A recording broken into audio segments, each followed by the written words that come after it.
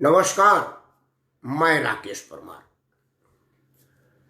मित्रों, आज सबसे पहले तो आप सब लोगों को लॉकडाउन का एक और चरण बढ़ने की हार्दिक शुभकामनाएं, मुबारकबाद, खुशियां मनाइए। ये बात मैं इसलिए कहने पर मजबूर हुआ कि ये आप खुद चाहते थे कि ये बढ़ जाए, क्योंकि जिस तरह से सरकार ने, हमारे चिकित्सकों ने या इससे जुड़े लोगों ने जिस तरह की हिदायतें आपको दिया था, वो सब आपने नहीं किया। वो सब आप नहीं चाहे कि इस तरह की कोई हिदायत हम सरकार की मान लें। आप अगर नहीं चाहे तो यही होगा, क्योंकि इस तरह की हिदायतों के लिए आपको कम से कम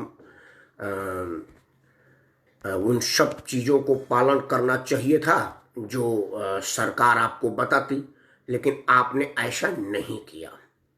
खैर, आज बात इस बात है कि क्या हम इन चीज़ों से कुछ सीख लिए हैं तो नहीं लिए हैं। खैर, आज एक और बात, जैसा कि आपको पता है कि आज से कुछ ट्रेनें अलग अलग राज्यों में फंसे मजदूरों को अपने अपने राज्य में ले जाने के लिए चलाई गई हैं। इन सब में सबसे ज़्यादा अगर कोई बधाई का पात्र है जिसने सबसे पहले स्टेप लिया, तो वो है झारखंड के मुख्यमंत्री हेमंत सोरेन।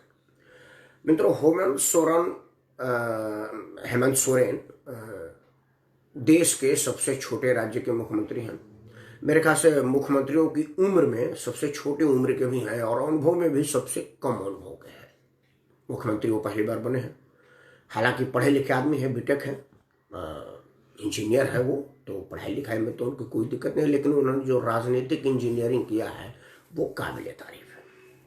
आज बात उनकी इंजीनियरिंग पर नहीं थी, चूँकि वो इतने कम उम्र के आदमी हैं और उन्होंने इतनी बढ़िया सोचा है। उनके पड़ोसी राज्य बिहार के मुख्यमंत्री पढ़े लिखे, वो भी इंजीनियर हैं। जितना हेमंत सोरेन का उम्र है उससे ज़्यादा नीतीश कुमार का राजनीतिक अनुभव है, लेकिन पता न क्यों नीतीश कुमार हर मामले में पिछड़ जाते हैं। इस मामले में भी पिछड़ गए हैं।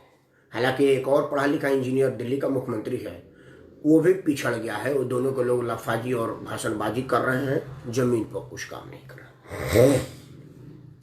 आज का मुद्दा है, आप सबको पता है 1 मई को मजदूर दिवस मनाया जाता है।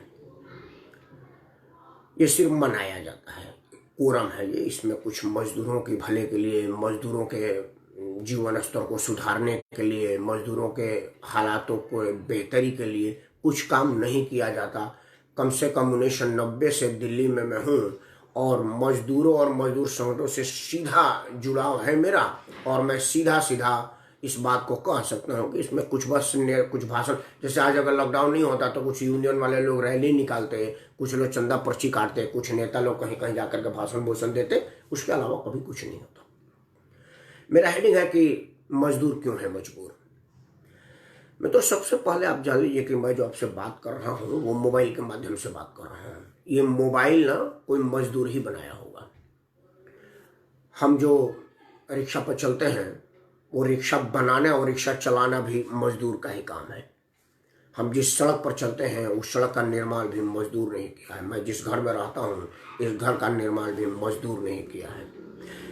पैसा सरकार की लगती है, कंपनी की लगती है, मेरा घर है तो मेरा पैसा लगा है, लेकिन मेरे पैसे की गड़िया सजा देता तो मैं उसमें महफूज नहीं रह पाता जब तक कोई मजदूर की पसीना इसमें नहीं गिरता। तो मतलब महत्वपूर्ण मेरा पैसा है, लेकिन उससे ज़्यादा महत्वपूर्ण मजदूर की पसीना है।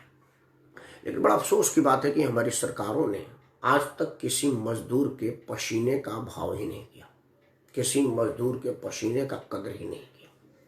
हमने कभी नहीं सोचा कि कोई मजदूर इज्जत के लायक है, कोई मजदूर उनके उचित मेहनताना देने के लायक है। किसी मजदूर को प्यार से कुछ बोल दिया जाए, कम से कम उससे मुस्कुरा दिया जाए, हम ऐसा भी नहीं करते।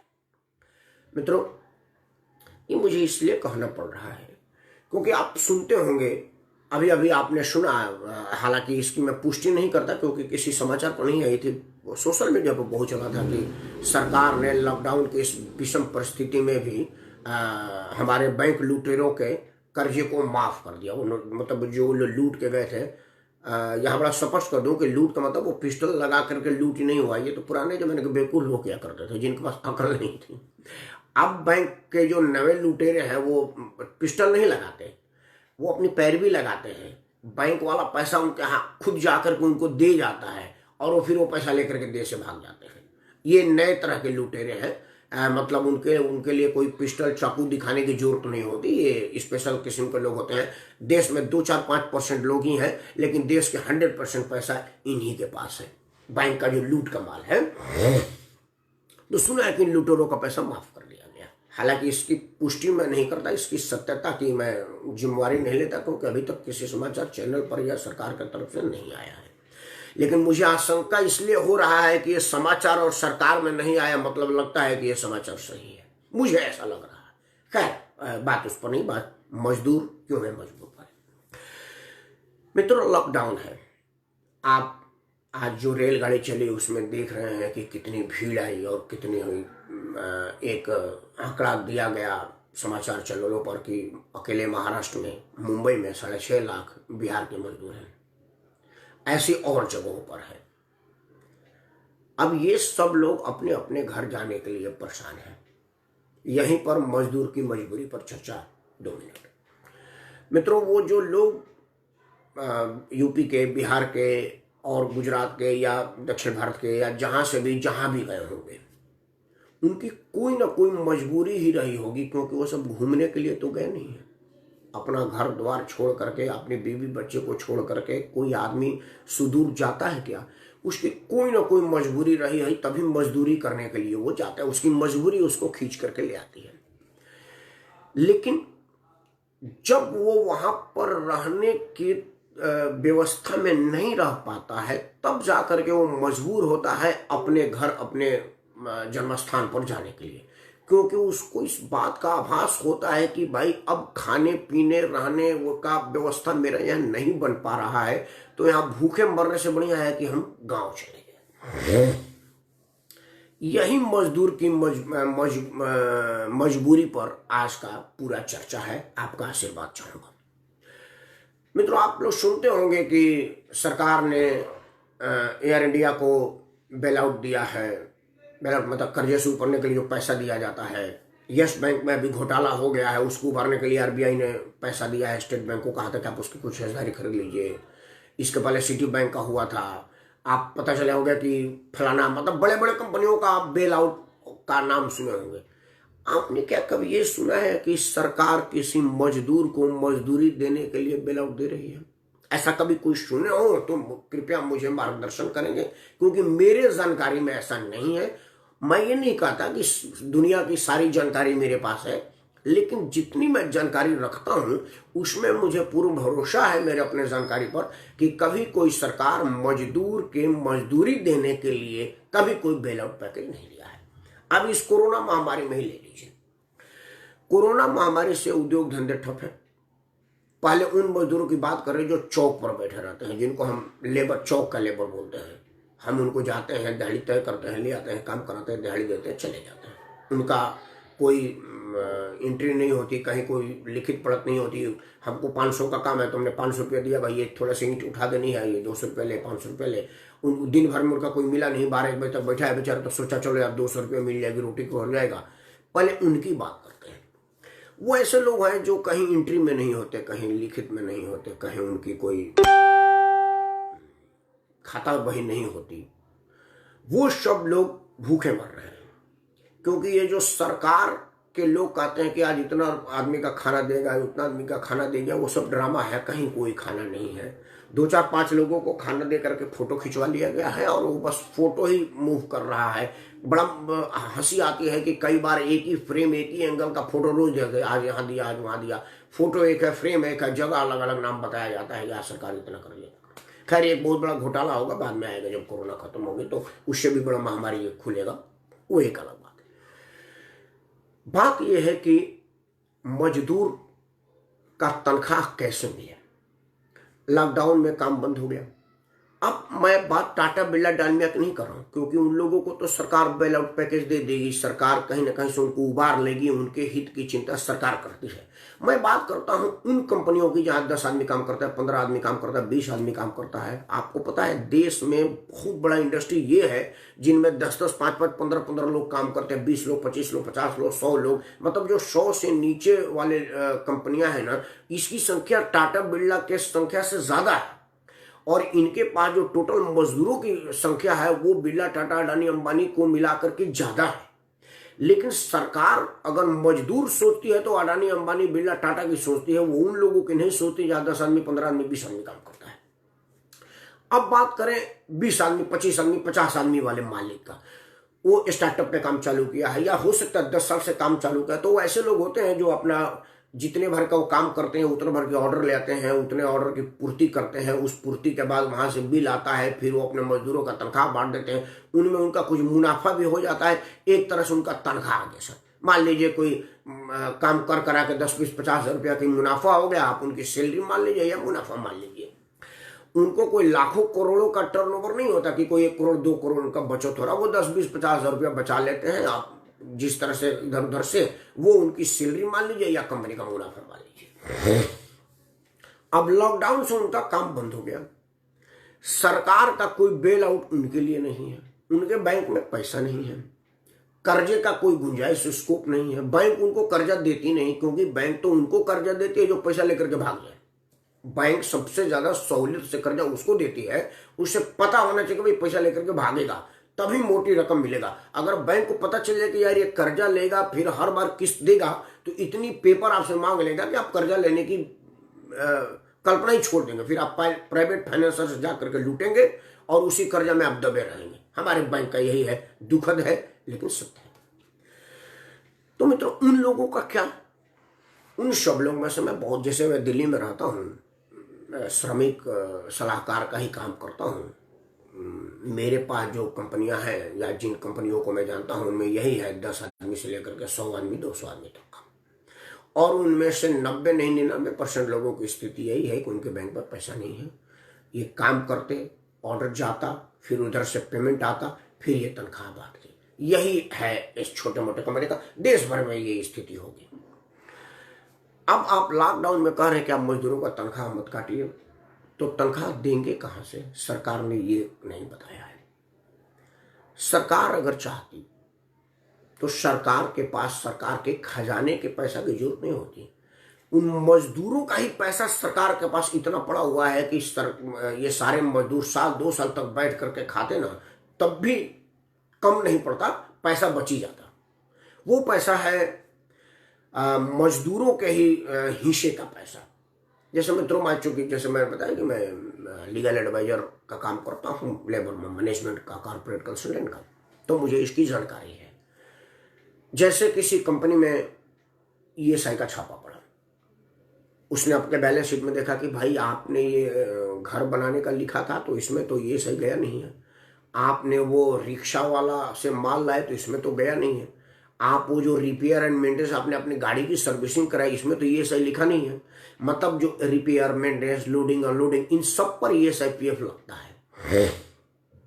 ईएसआई पीएफ जो मजदूर काम करता है डायरेक्ट उसके खाते में ईएसआई पीएफ जमा होता है, लेकिन जो वो इंस्पेक्टर इंस्पेक्शन में चार्जेस निकालता है उस पर ईएसआई पीएफ उन लोगों को किसको देगा? बैलेंस शीट में लिखा हुआ है जी 1 लाख रुपया लोडिंग अनलोडिंग का, 1 लाख रुपया रिपेयर एंड मेंटेनेंस का, वेलफेयर का, इसमें वो किसको देगा? वो तो बिल पे किसी को देगा नहीं, तो उस पर वो लाखों लाख रुपया निकालते हैं, कई कंपनी को लाखों करोड़ों रुपया निकालते हैं, और वो करोड़ों रुपये ईएसआईपीएफ के पास जमा रहता है अनक्लेम्ड, क्योंकि वो किसी के नाम पर है नहीं कि वो किसी को वो पैसा देगा। वो पैसा लेबर डिपार्टमेंट के पीएफ और ईएसआई के पास अनक्लेम्ड पड़ा हुआ है, उसका कोई क्लेम करने वाला नहीं है। वही पैसा पहले एचएमटी ने कुछ गमन कर लिया था, कुछ और कंपनियां ने हड़प लिया था, कभी कुछ और कंपनियों को देगा, मतलब वो बड़ी बड़ी कंपनियां की नजर उस पैसे पर पड़ी रहती है और उस पैसे को लूट करके, जिस तरह से बैंक से पैसा लूटते उस तरह से ईपीएफओ का वो पैसा भी लूटते हैं। मतलब बहुत लूटने के बाद भी अभी भी पीएफ के पास इतना पैसा पड़ा हुआ है कि अगर वो अनाउंस कर देता कि भाई वो लोग, वो कंपनियां जो इस महीने कंट्रीब्यूशन करने के हैसियत में नहीं है, चूंकि उनके पास काम नहीं है, उनके पास देने का तनख्वाह नहीं है, तो मैं अपने अनक्लेम्ड पैसे में से 2-2 हज़ार रुपया उन सभी खाता धारकों के पास दे रहा हूं।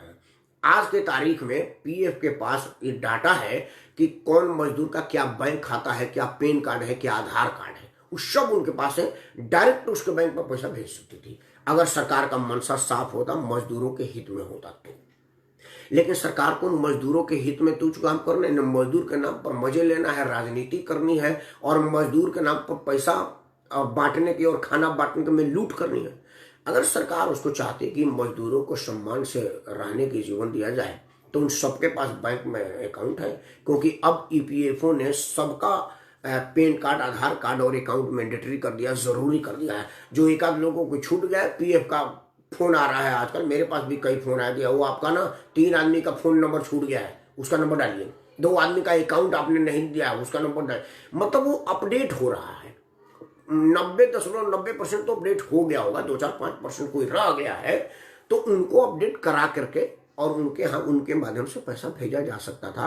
पैसा उन्हीं मजदूरों का है, ये सरकार का पैसा नहीं है, टाटा बिरला का पैसा नहीं है, उन्हीं मजदूरों का पैसा है जिन मजदूरों के खाते में मदद के रूप में दिया जा सकता था।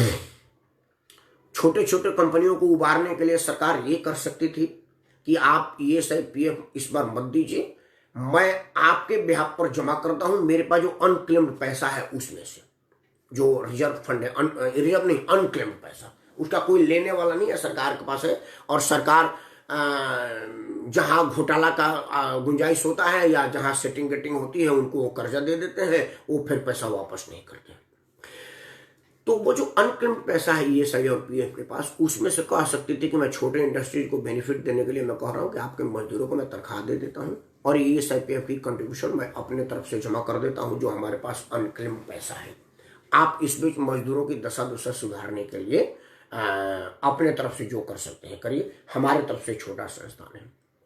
इसका फायदा क्या होगा कि मजदूर के मालिक के ऊपर ये बर्डन नहीं आएगी, मालिक को उसको पेमेंट देने की बाध्यता नहीं रहता कि उसके पास पैसा नहीं तो देगा कहां से। दूसरा क्या होगा कि ये जो कोविड से लड़ाई में कितने बड़े बैरियर का काम करते हैं, इस टाइम वो हैंडलर का काम करेंगे। मान लीजिए कि जो कोई महाराष्ट्र से, राजस्थान से या कहीं से अपने अपने गंतव्यों तक जाता है, वो सब एक दूसरे के साथ कांटेक्ट में आएंगे और कोरोना की महामारी के रूप में जाकर के अपने अपने राज्यों में फैलाएंगे। जो गांव अभी कोरोना से बचा हुआ है वहां कोरोना और ज्यादा फैलेगा। दूसरा, अगर सरकार ईपीएफओ के अनक्लेम्ड पैसे में से उनको तनख्वाह दे देती, तो मान लीजिए उसका तनख्वाह 10,000 था, उसको 10,000 की जगह 2,000 मिलता, तो भोजन भर का तो काम होता, तो वो अपने अपने जगह छोड़ करके नहीं जाता। उसका फायदा क्या होता कि मान लीजिए कि अब 16-17 मई के बाद लॉकडाउन खुलेगा और कोई कंपनी खुलेगी तो मजदूर कहां से होगा जो काम करेगा। अगर ये सारे मजदूर अपने अपने गंतव्य तो चले जाएंगे तो फैक्ट्री में काम कौन करेगा। अगर कल को कंपनी खुल भी जाएगी तो फिर आने में महामारी होगी। मतलब एक ही मजदूर से आप मान लीजिए कि महाराष्ट्र में कोरोना की महामारी फैली हुई है और मेरे बलिया में नहीं फैला है, और इस रेलगाड़ी की फ्री की सुविधा उठा करके मजदूर बलिया चला गया, तो बलिया मेरे गांव में कोरोना फैलाएगा जहां पर कोई जांच की व्यवस्था नहीं है, अस्पताल की व्यवस्था नहीं है। तो जो शहरों में सुविधा है बीमारी का इलाज का जल्दी करने से, वो गांव में फैल करके महामारी का रूप ले लेगा। मतलब इटली की तरह से शहर का शहर साफ करवाने की साजिश है आपका, साफ कराने की मंशा है आपका, या फिर बीमारी से ना लड़ने की प्रतिबद्धता है आपका। एक सिर्फ आप मजदूरों की डायरेक्ट भला ना करके ये करते हैं। आपको चिंता है कि एयर इंडिया डूब रहा है, मैं बेल आउट दूंगा, टाटा बिरला डूब रहा है उसको बेल आउट दूंगा, फलाना फलाना डूब रहा है उसको बेल आउट दूंगा। आप उस रियल नीड आदमी को कभी बेल आउट देने के विषय में सोचे हैं, जो असल में मजदूर है और वो उसकी मजबूरी है कि उसके पास भोजन नहीं है, उसके पास भोजन नहीं है तो क्या करेंगे। शहर में मरने के बजाय वो सोचता है कि अपने गांव में मरे। दूसरी और मानसिक स्थिति देखिए, मानसिक स्थिति के मजदूर इस खुशी में जा रहे हैं कि हम अपने गांव में घर परिवार में मिलेंगे, लेकिन वो मुंबई से, राजस्थान से, मद्रास से, गुजरात से अपने घर जाएगा और वहां अपने घर के बाहर क्वारंटाइन में रहेगा 15 दिन तक। वो और भी मानसिक स्थिति से उसकी कितनी मानसिक संताप में वो गुजरेगा कि वो आ तो गया महाराष्ट्र में अपने माता पिता से मिलने के चक्कर में, लेकिन यहाँ 15 दिन तक उसको बाहर रोक दिया गया कि भाई तू भी बाहर क्वारंटाइन में रह। वो भी तब अगर वहां का जिला प्रशासन बहुत सजग है तो नहीं तो मैंने अपने गांव में फ़ोन किया था जब महामारी फैली हुई थी कि जो गांव से आ रहे लोग क्या कर रहे हैं, कोई सरकार की व्यवस्था है? तो वो जो कर, नहीं भैया कोई व्यवस्था तो नहीं है, हाँ घरे वाले लोग द्वार पर सुता रहे, भाई वहीं रहना, लेकिन सुता कर रहे तो आ ही जा रहा है। मतलब वो जो क्वारंटाइन का कोरम है वो नहीं पूरा हो रहा है। तो आप एक तरफ इस महामारी को फैला रहे हैं, दूसरे उन मजदूरों को मार रहे हैं, तीसरा आप एक घोटाले का स्कोप डेवलप कर रहे हैं कि मजदूरों को खाना खिलाने के नाम पर जो बजट बनाएंगे सरकार और सरकार का अधिकारी, उसमें उनकी बेईमानी होगी, 4 आदमी को खाना देगा और 4 आदमी का बिल बनेगा, जैसा कि आमतौर पर हमारे भारत में होता है। आपको बिल ही बनाना है तो डायरेक्ट आप बैंक ट्रांसफर के रूप में क्यों नहीं दे देते हैं? सरकार इस बात की कभी कोई सार्थक जवाब नहीं दे पाती कि भाई उसका असल में मंशा क्या है। मित्रों, कोरोना महामारी हम सब लोगों को कुछ सोचने पर, आत्मचिंतन पर और अपने आप को पहचानने का एक मौका दिया है। हमें उन मौक़ों का फायदा उठाना चाहिए और ये पहचानना चाहिए कि हम क्या हैं, क्या थे और क्या करें। कोरोना के महामारी से सबसे ज़्यादा एक्सपोज अगर कोई हुआ है तो हमारी देश की सरकारें हुई हैं। सबसे ज़्यादा अगर मंशा की जानकारी प्राप्त हुई है तो हमारे देश के सरकारों को हुई है, क्योंकि यहाँ पर ऊंच नीच का फर्क साफ समझ में आता है। लेकिन हमारी सरकारों ने हम लोगों में ऊंच नीच को फैला दिया कि ऊंच नीच मतलब तो सोना समाज का है, तू दलित समाज का है, जबकि असल में सरकारें डिस्क्रिमिनेशन लगाती है कि तू टाटा का स्टाफ है तो हम तेरे को बेल आउट देंगे, और तू टुनटुन के यहाँ काम करता है तेरे को बेल आउट नहीं देंगे। तू भूखे मर, तू गरीब आदमी है, लेकिन अगर तू टाटा बिरला के यहाँ काम करता तो तेरे भूखमरी की जिम्मेदारी मेरी है, मैं टाटा को बेल आउट दूंगा। क्यों? क्योंकि टाटा के यहाँ से चंदा मिलता है।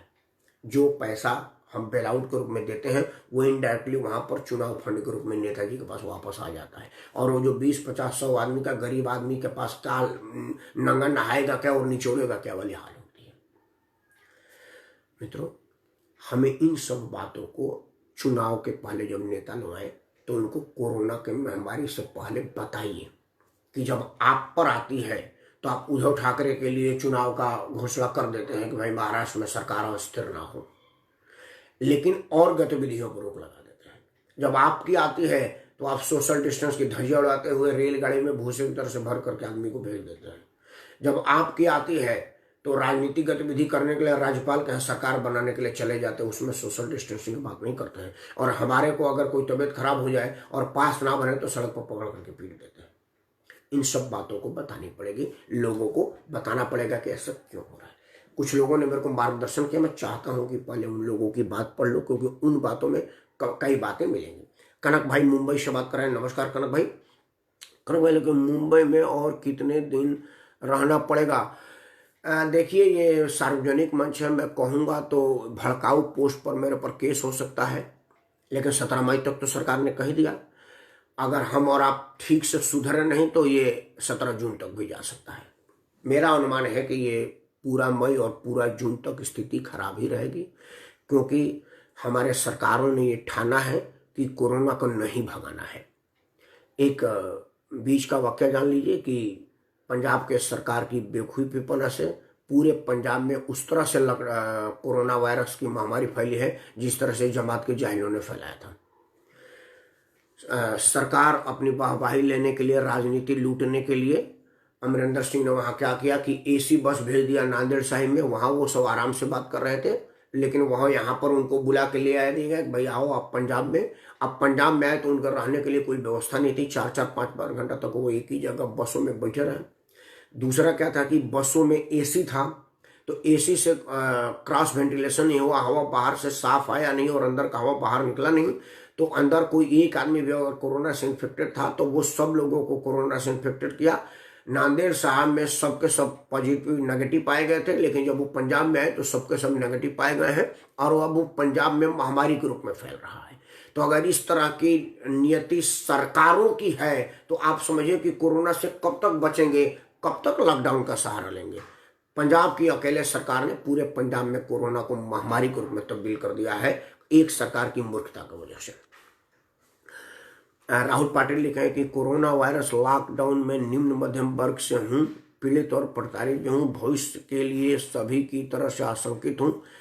स्वर्गीय अरुण जेटली जी का वक्तव्य आज तक नहीं भूला हूँ, मध्य वर्ग अपना मीडिया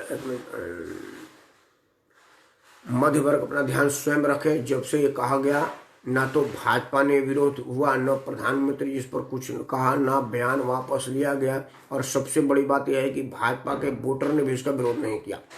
तो सरकार के स्तर पर यह मान लिया गया है कि भारत का सबसे बड़ा वर्ग मध्य वर्ग अपने आप को संभालने में सक्षम है। आज सोशल मीडिया पर यही मध्य वर्ग को अपनी बहुत चिंता हो रही है। इनमें भाजपा का वोटर और मोदी जी का फैन ज्यादा है। लॉकडाउन के बाद किस्त, बिल, फीस कैसे भरेंगे? जब जेटली जी के वक्तव्य में आप मौन समर्थक थे, तो आज रो क्यों रहे हैं? राहत मांग किससे रहे हैं? इनमें जिन्होंने आपको ऊपर वाले और आपके खुद के भरोसे पर छोड़ दिया।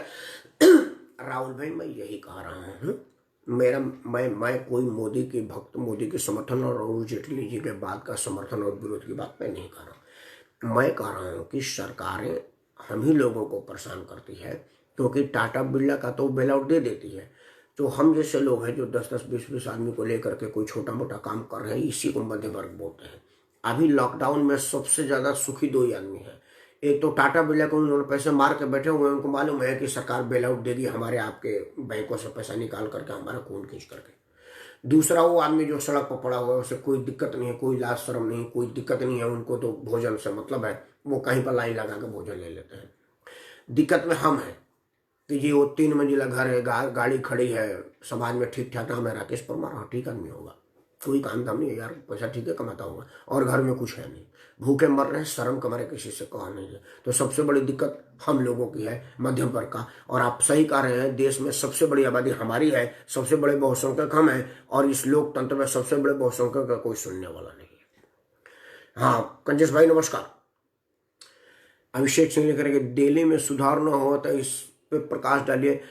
अभिषेक, दिल्ली में सुधार न होने का कारण यह है कि हम सब लोग खुद में देखिए, इसमें केजरीवाल दिल्ली में सुधार ना हो का दोषी नहीं है। केजरीवाल खाना पूरा न बांटने का दोषी हो सकता है, राजनीति करने का दोषी हो सकता है, लेकिन आपको घर से बाहर निकलिए इस बात का तो केजरीवाल नहीं कर रहा है। घर से आप बाहर ना निकले तो आपको स्वयं करना पड़ेगा ना। तो ये लॉकडाउन की संख्या हमने बढ़ाया है, उसमें कोई सरकार नहीं बढ़ाई है। हमने चाहा है, हमने कहा है कि भाई हमको लॉकडाउन में अंदर नहीं रहना, हमें बीमारी में मरना है। इसका दोषी हम स्वयं है, कोई सरकार नहीं है।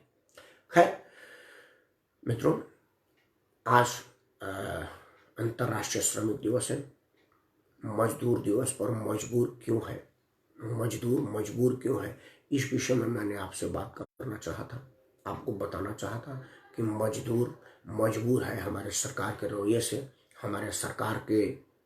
हमारे प्रति उदासीनता से। क्योंकि सरकार बड़े बड़े कंपनियों को तो बेल आउट देती है, लेकिन जो सही में आदमी है उसको बेल आउट नहीं देती। वीडियो बंद करने से पहले 2 सलाह सरकार को। सरकार के पास जो हमारा ही पैसा पड़ा हुआ है, सरकार का कोई टाटा बिरला का और सरकार का टैक्स का पैसा नहीं है, किसी टैक्स पेयर का पैसा नहीं है। पैसा मजदूरों के ईपीएफ और ईएसआई का कंट्रीब्यूशन का है, जो अनक्लेम्ड है, जिसका लेने वाला कोई नहीं, क्योंकि तकनीकी रूप से किसको दिया ही नहीं जा सकता। मान लो सरकार पीएफ डिपार्टमेंट ने बैलेंस शीट में से 50 लाख रुपए निकाल दिया कि ये फलाने एक्ट में 50 रुपए बनता है, वो देंगे किसको? क्योंकि उसका तो क्लेम करने वाला आदमी है नहीं। तो जब क्लेम करने वाला नहीं है तो अनक्लेम पड़ा हुआ है ईपीएफओ में, वो पैसा सड़ रहा है, उसका कोई ना कोई उद्योगपति वाला ले करके एचएमटी पहले पैसा ले लिया था, और कई कंपनियां ले लेती है, लेकर डुबा रही है। उन पैसों से सरकार को चाहिए, ईपीएफओ को चाहिए, लेबर मिनिस्ट्री को चाहिए कि उसके पास हर मजदूर का बैंक खाता है, पैन कार्ड है, आधार कार्ड है। वो एक काम करे, नोटिफिकेशन जारी कर दे कि आप जब तक लॉकडाउन है, मैं सभी मजदूरों के खाते में सीधे 2-2 हज़ार रुपया, 3-3 हज़ार रुपया, जितना संभव हो सके मैं दे रहा हूँ। इससे मजदूरों का भला होगा। दूसरा, वो सरकारों को ये छोटे उद्योगपतियों को कह सकते हैं जो 10 आदमी, 20 आदमी, 30 आदमी के साथ लेकर के उद्योग करता है, उनको कह सकते हैं कि आप मजदूरों की चिंता ना करें। मजदूरों की ईएसआई और पीएफ की दोनों ही कंट्रीब्यूशन मैं अपने खाते से जमा करता हूं और आपसे नहीं लूंगा जब तक ये लॉकडाउन चलता रहेगा। मजदूरों का तनख्वाह आ जाएगा और माली का बचत हो जाएगा। इससे क्या होगा, कुछ छोटे उद्योग भी सर्वाइव कर पाएंगे और बड़े मजदूरों का एक बहुत बड़ा वर्ग भी सर्वाइव कर पाएगा, क्योंकि इनका खोनिहार कोई नहीं होता है। और अगर ऐसा सरकार नहीं करती है तो सरकार चाहती है कि आप भूखे मरें, और सरकार अगर ऐसा चाहेगी तो ये कोरोना से भी बड़ा महामारी है। ईश्वर हमारे सरकार को सद्बुद्धि दे और इस देश के सबसे बड़े वर्ग, मध्य वर्ग पर अपना ध्यान रखे, जो सबसे ज्यादा मजबूर है, और मेरे ख्याल से यही सबसे बड़ा मजदूर है। इन्हीं शब्दों के साथ अंतर्राष्ट्रीय श्रमिक दिवस पर मैं अपने सभी श्रमिक भाइयों को अपने तरफ से हार्दिक शुभकामनाएं देता हूँ। आपका स्वास्थ्य, आपका मानसिक बल और आपका आत्मबल मजबूत रहे। महादेव का कृपा आपके पास है, महादेव का आशीर्वाद आपके ऊपर है। माता रानी आपको कृपा बनाए रखें। हारेगा कोरोना, जीतेगा हिंदुस्तान। जय हो मेरा भारत महान।